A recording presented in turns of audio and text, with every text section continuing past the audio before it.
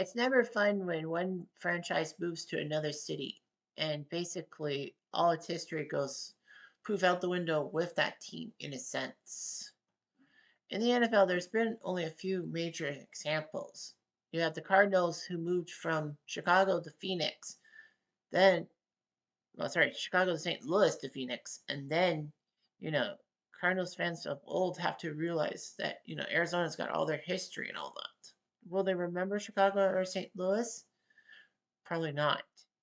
You have yourselves the Colts that moved from Baltimore to Indianapolis, and people thought that, they're going to just think about them as the Indianapolis Colts and no love for the Baltimore Colts. Purists like him, but like the newer fans are like, oh, they were Baltimore at one time? But of course, I'm talking about the Tennessee Titans today because, you know, I found it interesting. And I actually struggled with trying to find a what if for that franchise. I tried to get one what if per current franchise and then just do some offshoots. But yeah, the Tennessee Titans were a team, and a lot of people forget that they're in Houston. But thankfully for Tennessee, they do wear Oiler inspired throwbacks, so people remember the Houston Oilers, even though that Houston already has a team. But nevertheless, let's talk about the 2008 Tennessee Titans because that team should have been the AFC representative in the Super Bowl. So get ready. I said, are you ready? Are you ready for some Cutter What If NFL football? A weekend invasion! Yeah, it's Cutter talking to you live. We got the hits and the misses.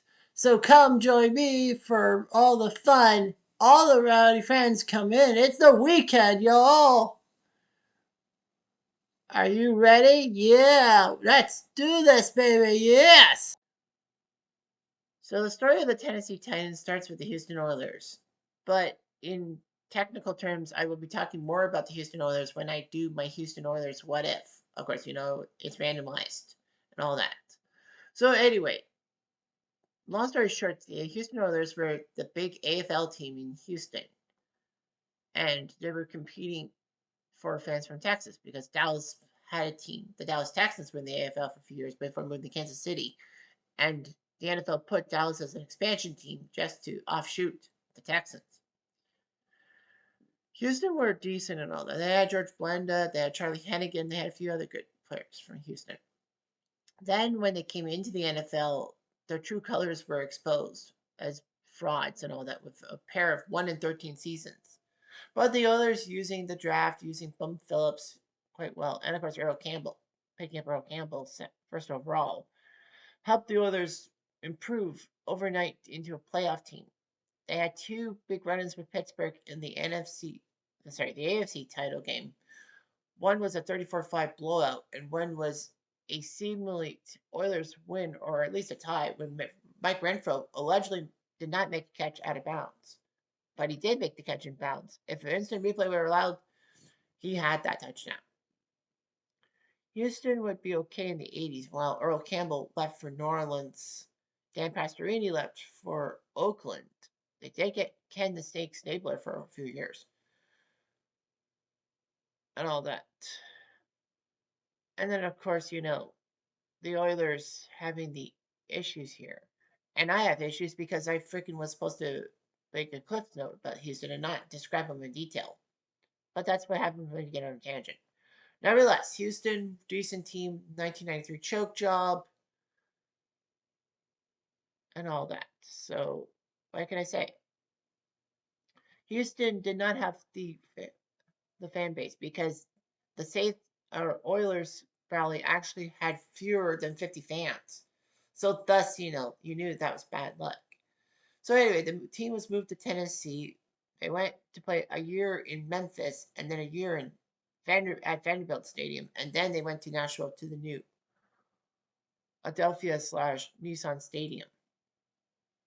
I know the Titans are getting a new stadium soon. Regardless, the Titans were there, and in their first season in Nashville at the new stadium, when they call themselves the Titans, not the Oilers, they pulled a rabbit out of their hat. They got to the wild card round. They were 12-4 and hosting a wild card game. Well, Only reason was because the Jacksonville Jaguars at 13-3 were much better and in the same division. So anyway, the Titans would entertain Buffalo, and it looked like Buffalo was going to pull the upset. But then the Titans just had to do the mid-60 miracle to set themselves up, get the touchdown, win the game, and Buffalo would be cursed for 17 years with playoff stuff.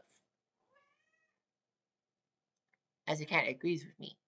The fact of the matter is that the Titans used that momentum to go to the AFC title game, take on those pesky Jacksonville Jaguars, and beat the Jaguars in Jacksonville for the trip to the Super Bowl 34 against the Rams. St. Louis had their own Hollywood story as Kurt Warner come out of nowhere to help the Rams win the Super Bowl. Of course, the Titans came out of freaking nowhere and could have won the Super Bowl or tied the Super Bowl, but Dyson was tackled 1 yard short. So anyway, the Titans tried again. They had a chance to knock off the Oakland Raiders. No, they had a chance to knock off the Baltimore Ravens the next year in the AFC title game, but Baltimore used a few long passes. The Titans grew. Steve McNair was a fine quarterback. Eddie George was a fine running back. They had good defense, and the Titans looked pretty decent and looked sure of themselves.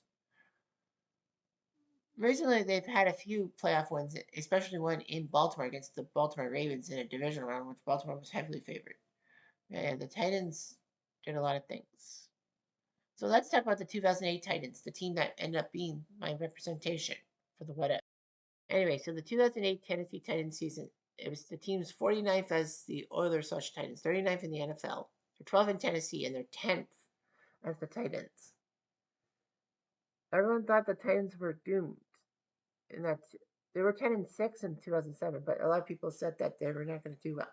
But they put up 13 wins, the best in the NFL, and looked pretty good and all that.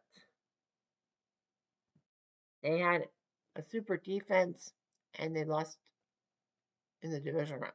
This was the last time the Titans would make the playoffs as a franchise for 9 years, and the last time until 2020, the COVID season, that the Titans had won the AFC South.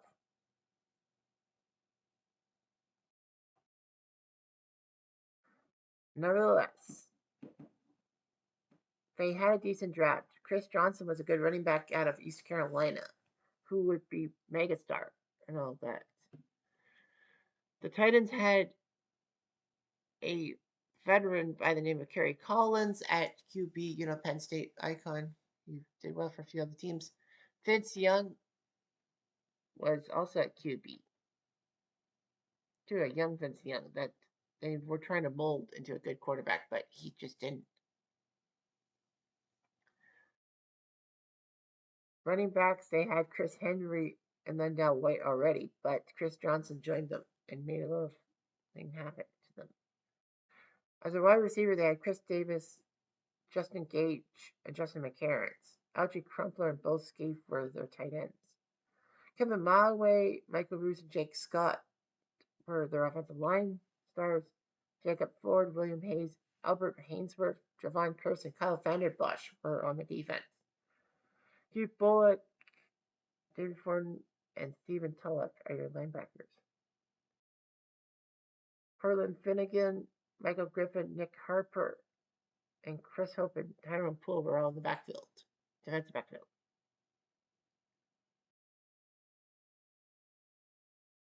Rob Baronis is your kicker, Craig Hendrick your punter. So the Titans started out fast, 10-0, but then they lost to the Jets on home turf. Although they would win on Thanksgiving Day in Detroit by a long shot, 47-10. Chris Johnson went off on a tangent.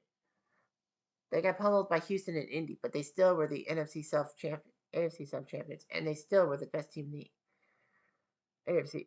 The Colts won 12 games and were the 5 seeds. So anyway, yeah, the Colts came from behind. They were 3-4 and won 9 straight.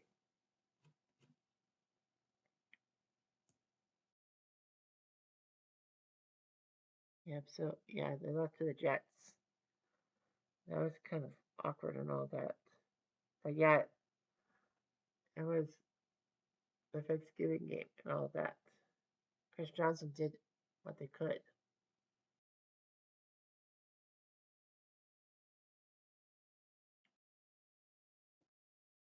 The Tennessee Titans and all that.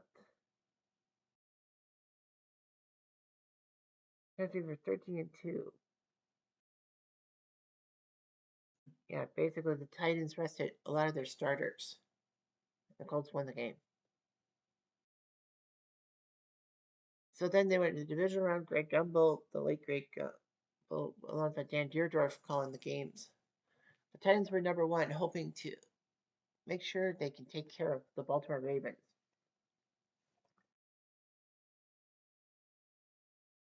And that was huge and all that. Titans struck first as Collins had a touchdown pass to Chris Johnson and a 20-yarder to Justin Gage before Chris Johnson got a touchdown. But Flacco passed to Derek Mason, a former Titan, to tie it at 7. In the second half, Baronos tied the game with a field goal, and then Baltimore had a 3rd and 2 and made a 23-yard pass to Todd Heap. Stover kicked a 43-yard field goal, and the Titans couldn't do anything. And the Baltimore Ravens would actually win the game and go on to the AFC Championship game, where they would have to face the pesky Pittsburgh Steelers. And a lot of people didn't realize that the Titans actually had a losing streak going on. Because when Tennessee went 13-2, it would be the Titans' last win until week 8 of the 2009 season. So practically, the 2009 version of the Titans couldn't win a game in the first half of the season. It's strange how one loss can ruin you and all that. But they did. So what would have happened if the Titans actually did beat the Ravens and hosted the Steelers for a trip to the Super Bowl? Let's find out. So the Titans were the 1 seed. Of course, they would be hosting the AFC title game in this one against the Pittsburgh Steelers. Now, if the Titans do win, they would face the Cardinals. Of course, the rule of thumb is when we care about one conference in their playoff rounds, we leave the other conference alone. So the Cardinals are waiting for either Pittsburgh or Tennessee. Here we go. And in the first quarter, Tennessee got the ball first, couldn't do anything. Pittsburgh couldn't do anything. Then 5 plays, 42 yards later, Tennessee got a 46-yard field goal by Rob Baronas. Jeff Reed had a 40-yard field goal attempt, but he went wide left. 3-0 for the Titans. And then Baronas, after a 10-play, 56-yard drive, field goal right down the pikey poo. What can you do? Make it 6-0.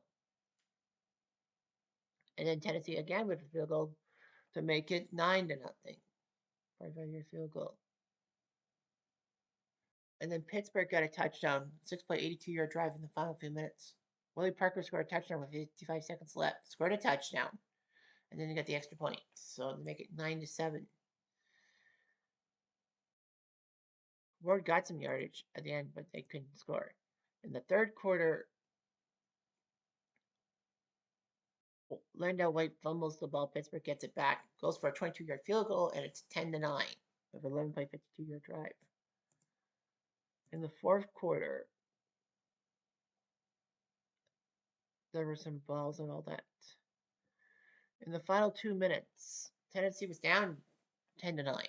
Johnson got a Pittsburgh had an incidental face mask, which was 5 yards, and made it 2nd and 2. 2nd and 2. Anyway, they kept driving down the field with a few yardage. On 4th and 3 with a minute 13 left, Collins passed to Hall, who got a 9-yard gain. Then he tosses to Johnson for loss of 2. Scaife made a 15-yard play. 42 seconds left at the Steelers 33. Hall goes wide left. Collins to Crumpler for 7 yards. 3rd and 2. Johnson gets a drop play. Then at 1st and 10, 2 yards. And then they do a 2-yard drop play. Goes out of bounds. So it'd be at the 19 for a 36-yard field goal. Unfortunately for Pittsburgh, there was a face mask, which was 10 yards. Tennessee had little timeouts and they had no chance. They needed to kick. And Baronas puts a 26-yarder, and the 2008 Titans, without getting a touchdown, win the game 12-10 and ruin Pittsburgh's chances. So the Titans doing their job and all that with 4 field goals. Pittsburgh 6 for 15 on 3rd down. Tennessee were 4 for 16, but 3 for 3 on 4th down. Rushing yards just narrowly being Pittsburgh 95-88, 199, 125 for Pittsburgh.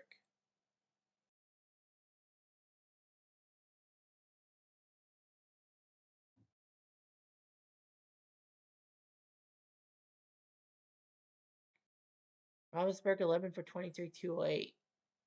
Kerry Collins 15 for 27, 143. Reed made a 22-yard field goal but missed a 40-yarder, which was critical.